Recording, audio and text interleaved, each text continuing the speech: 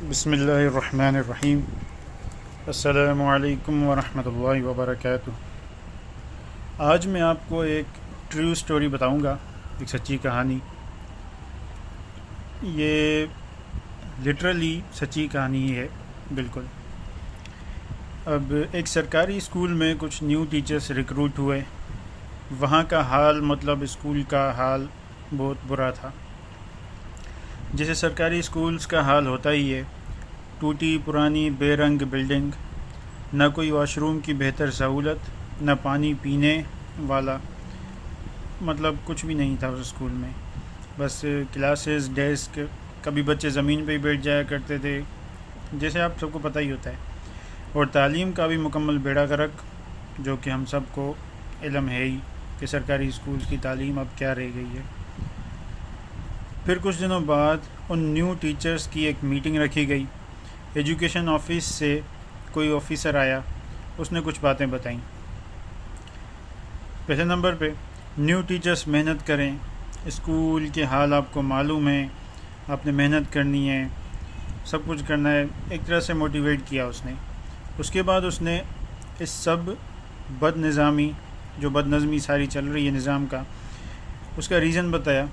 اور simple reason اس نے ہمیں یہی بتایا کہ وی did not own this institution. اب اس کا کیا مطلب ہوا کہ ہم نے سمپلی اسکول کو اون نہیں کیا۔ اب آتے ہیں ہم لوگ اسکول کے ہیڈ کی طرف۔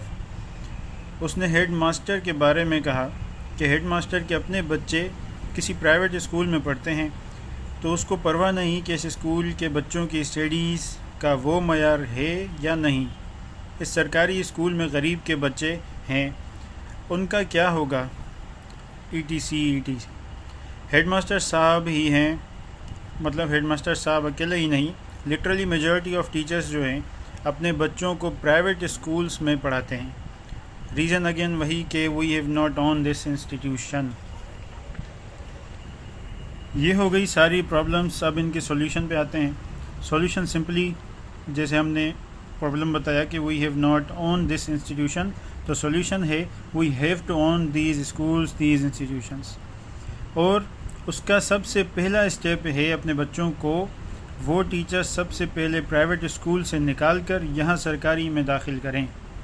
سب سے پہلا سولوشن کا سب سے پہلا اسٹیپ۔ اس سے کیا ہوگا، ہیڈ ماسٹر صاحب خود دیکھے گا کہ ٹیچرز دلچسپی نہیں لے رہے، تو ان کو اب اپنے بچوں کا حال دیکھ کر خود ہی احساس ہوگا۔ جب اپنی ہی اولاد کا بیڑا غرق ہوگا تو دلچسپی خود ہی آ جائے گی۔ جب اپنا بچہ پیاسا ہوگا تو خود ہی سوچے گا کہ اسکول کے پانی کی ٹنکی سیٹ کریں۔ جب اپنے بچے کو واش روم جانا ہوگا تو واش روم بھی سیٹ کرائے گا، کیونکہ کوئی غریب کا بچہ ہوتا تو ہیڈ ماسٹر کو کوئی پرواہ نہیں تھی، یہی واش روم ہے، یہی سب کچھ ہے، بھئی آپ نے جانا ہے جاؤ، نہیں جانا نہیں جاؤ۔ لیکن اب اپنا بچہ جو ہوگا اسے ضرورت پڑے گی تو وہ ظاہری بات ہے اپنے بچے کو کہے گا کہ نہیں بیٹا، یہ صاف جگہ پہ جاتے ہیں اور واش روم صاف کروائے گا وغیرہ وغیرہ۔ اور جب ہیڈ ماسٹر صاحب کے اپنے بچوں کی تعلیم متاثر ہوگی تو ہیڈ ماسٹر کو بھی آرام نہیں آئے گا، وہ ٹیچرز کی میٹنگ بلائے گا، سختی کرے گا، ٹریننگ سیشن ارینج کرائے گا۔ ان شارٹ وہ سرکاری اسکول کو اپنا سمجھے گا تو اپنی طرح اس اسکول کا معیار یا اسٹینڈرڈ ہائی رکھے گا۔ یہ سمپل ہو گیا۔ اب اسکول کو آن کرنے کی وجہ سے سارے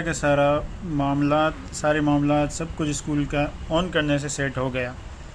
اب ہم آتے ہیں دوسرے پہلو کی طرف، وہ ہے اسلام۔ اب ذرا آنکھیں بند کر کے، لٹرلی آنکھیں بند کر کے 2 منٹ آپ لوگ دل میں جھانکیں اور سوچیں کہ ہم نے اسلام کو آن کیا۔ 2 منٹ کے لیے آپ لوگ یہ سوچیں، کیا ہم اپنے بچوں کو اسلامی تعلیمات اتنی ہی دلچسپی، اتنی ہی چاہت سے دیتے ہیں جتنی چاہت سے ہم انہیں انجینئر، ڈاکٹر، پائلٹ، CA وغیرہ وغیرہ بنانے کے لیے جتنی چاہت سے ان کی تعلیم دی جاتی ہے؟ اب دیکھیں، بات یہاں سمجھنے کی یہ ہے کہ ہم میجورٹی، میں فی الحال پاکستان کی بات کرتا ہوں، میجورٹی کے جو لوگ ہیں ہمارے، وہ سارے علماء کو برا بھلا کہتے ہیں۔ علماء ایسے ہیں ویسے ہیں، دینی لوگ پرانے دور کے لوگ ہوتے ہیں، ان کے خیالات پرانے ہوتے ہیں، اولڈ فیشن وغیرہ وغیرہ۔ فلاں مولوی یہ بات صحیح نہیں کر رہا تھا، فلاں مولوی کو تو پتہ ہی نہیں ہے سائنس کیا چیز ہے، علم کیا چیز ہے، مطلب ماڈرن جو علم ہے دنیا کہاں سے کہاں پہنچ گئی وغیرہ وغیرہ. تو یہ شکوے اسی طرح ہے جس طرح سے ہم لوگ سرکاری اسکول سے شکوہ کرتے ہیں. سرکاری اسکول میں بھی ہم لوگ مطلب اپنے بچے وہاں ہم نہیں پڑھائیں گے، اس اسکول کو آن نہیں کریں گے، لیکن ہم شکوے بھی کریں گے کہ سرکاری اسکول میں یہ بیڑا گرک ہے، یہ ہے وہ ہے. اور ویسے ہی اسلام کو بھی ہم آن نہیں کریں گے لیکن ہم شکوہ بھی کریں گے. تو اب ظاہر سی بات ہے، ایک ایگزامپل دیتا ہوں یہاں پہ آپ کو.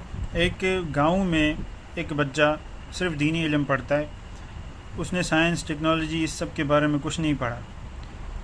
تو اب اس سے جب ہم سوال پوچھیں گے سائنس کے بارے میں، یا سمجھ لیں کہ سیل فون کے بارے میں کہ فون میں قرآن رکھنا جائز ہے کہ ناجائز ہے، تو اس کا اسے ہو سکتا ہے جواب آ جائے، ہو سکتا ہے جواب نہ بھی آئے، کیونکہ فون تو اب شریعت میں کہیں پہ ہے ہی نہیں دین میں. تو یہ جو چیزیں ہیں یہ ایک ماڈرن تعلیم رکھنے والا جو عالم دین ہوگا وہ ہمیں صحیح سے بتا پائے گا. اور ہم جو پڑھے لکھے ہیں، جو ہم سب سمجھتے ہیں خود کو پڑھے لکھے، تو ہم بھی اس جو ماڈرن علم رکھنے والا جو مفتی ہوگا یا عالم ہوگا، ہم اس کی بات پہ مطلب خود کو تسلی دے دیں گے. اب دوسرے پہلو پہ آتے ہیں کہ جب ایک بچہ یونیورسٹی کی تعلیم بھی حاصل کر چکا ہو اور اس نے دین کا علم بھی سیکھا ہو، ٹھیک ہے، اب وہ ماڈرن دنیا سے کندھے سے کندھا ملا کے چل سکتا ہے ساتھ میں. وہ سائنس، اسلام، ٹیکنالوجی، ابھی کی جو دنیا چل رہی ہے اس سب کو صحیح سے ریلیٹ کر کے مسائل کے حل نکال سکتا ہے. میں آپ کو مثال دوں گا. ہمارے یہاں سب سے بڑا مثال فی الحال تو یہی ہے، ڈاکٹر ذاکر نائک. اب ڈاکٹر ذاکر نائک کو کون نہیں جانتا؟ انہوں نے سائنس کی تعلیم بھی حاصل کی، وہ ڈاکٹر بنے، انہوں نے دین کی بھی تعلیم حاصل کی. اب دین اور سائنس مطلب دین اور دنیا سمجھ لیں، دونوں کی تعلیم حاصل کی تو اب وہ کہاں پہنچے. اور اسلام کا کتنا اچھا انہوں نے بھلا کیا اسلام کا. انہوں نے اسلام کو اون کیا اور اس کے نتیجے میں لاکھوں لوگوں کو اسلام کی طرف مائل کیا، اسلام کی طرف کھینچا. اب یہاں ایک بات نوٹ کرنے کی یہ ہے، میں ان علماء کی بالکل بھی گستاخی نہیں کرنا چاہتا، کوئی ان کے لیے ڈسریسپیکٹ بالکل بھی نہیں ہے، جو کہ صرف دین کا علم سیکھنا چاہتے ہیں وہ بھی ہمارے معاشرے کے لیے بے حد ضروری ہیں. میں صرف آپ کو یہاں پہ وہ کرنا چاہ رہا ہوں کہ ایک طرح سے آپ سمجھ جائیں کہ ہمارے یہاں طبقے ہیں. ایک ہمارے گاؤں میں رہنے والے طبقے ہیں، ایک شہر میں رہنے والے طبقے ہیں، ایک غریب ہیں، ایک امیر ہیں، ایک مڈل کلاس ہیں، ایک لوور کلاس ہیں. ان سب کے لیے ہمیں دینی تعلیمات فراہم کرنی ہیں. اب مقصد صرف یہ ہے کہ اسلام کو اپنے سینے سے لگائیں اور ہر طبقے کے لیے، جیسے میں نے آپ کو بتایا، ہر طبقے کے لیے دین کے علم کو عام کریں. کوئی گاؤں میں رہتا ہے تو اس کے حساب سے وہاں علماء کردار ادا کریں، اس گاؤں کے لوگ ہی اپنے بچوں کو عالم بنائیں تاکہ اس گاؤں کو سدھار سکیں یا اس گاؤں میں دین کا علم لے کر آ سکیں. اور کوئی بڑے شہر میں رہتا ہے تو وہ شہر والے اپنی اولاد کی دینی تعلیم، دینی تربیت کریں تاکہ وہ عالم اس شہر کو سدھار سکیں یا شہر کی رہنمائی کر سکیں. اور یہ علماء انہی میں سے ہی نکلنے چاہیے، سیدھی سی بات ہے. جیسے انبیاء آئے تھے، انبیاء بھی انسانوں میں سے ہی آئے تھے، اور جس جگہ انبیاء آئے وہ ان کے اپنے ہی لوگ تھے، اپنے رشتہ دار یا اپنے گاؤں میں یا اپنے شہر میں. تو اب میرا عرض، میری گزارش، میرا پیغام آپ سبھی کے لیے یہی ہے کہ آپ خود ہی اسلام کے جھنڈے کو تھامیں اور اسلام کی سربلندی کے لیے اپنا کردار ادا کریں. یہ تو سمپل سی ظاہر سی بات ہے کہ اسلام نے سربلند ہونا ہی ہونا ہے. اب مثال کے طور پہ آج سے 100 سال بعد اسلام سربلند ہو گیا انشاءاللہ. ہم اس 100 سال میں کہاں ہیں؟ 100 سال کے بعد مطلب آپ کہاں تھے؟ آپ نے اسلام کی سربلندی کے لیے کوئی نہ کوئی چھوٹا چھوٹا یا بڑا بڑا کوئی نہ کوئی کردار ادا کیا، یا صرف شکوے پہ خود کو قائم رکھا. اب 100 سال کے بعد بھلے آپ قبر میں چلے جائیں، لیکن یہ 100 سال کے بعد یہ ساری کی آپ نے جو لائف گزاری ہے وہ آپ کے سامنے آئے گی کہ آپ نے اسلام کی سربلندی کے لیے کیا کردار ادا کیا. اور اسلام سربلند ہو تو گیا ہے، اس ہونے کے دوران، ہونے کے پروسیس میں آپ کہاں تھے؟ آپ شکوے والی سائڈ پہ تھے یا آپ نے خود دین کی تعلیم سیکھی، اپنی اولاد کو بھی تعلیم سکھایا دین کا. اور یہ بالکل بھی مقصد نہیں ہے کہ آپ دنیاوی تعلیمات کو چھوڑ دیں، آپ کہیں کہ بھئی ہم بس انجینئر نہ بنائیں، ڈاکٹر نہ بنائیں، کچھ بھی نہ کریں. ایسے نہیں ہے بالکل بھی. یہاں پہ میرا مقصد صرف یہی ہے کہنے کا کہ دنیاوی تعلیم کے ساتھ ساتھ اب دین کی تعلیم لازمی ہے. دین کی تعلیم کے ساتھ ساتھ دنیاوی تعلیم لازمی ہے.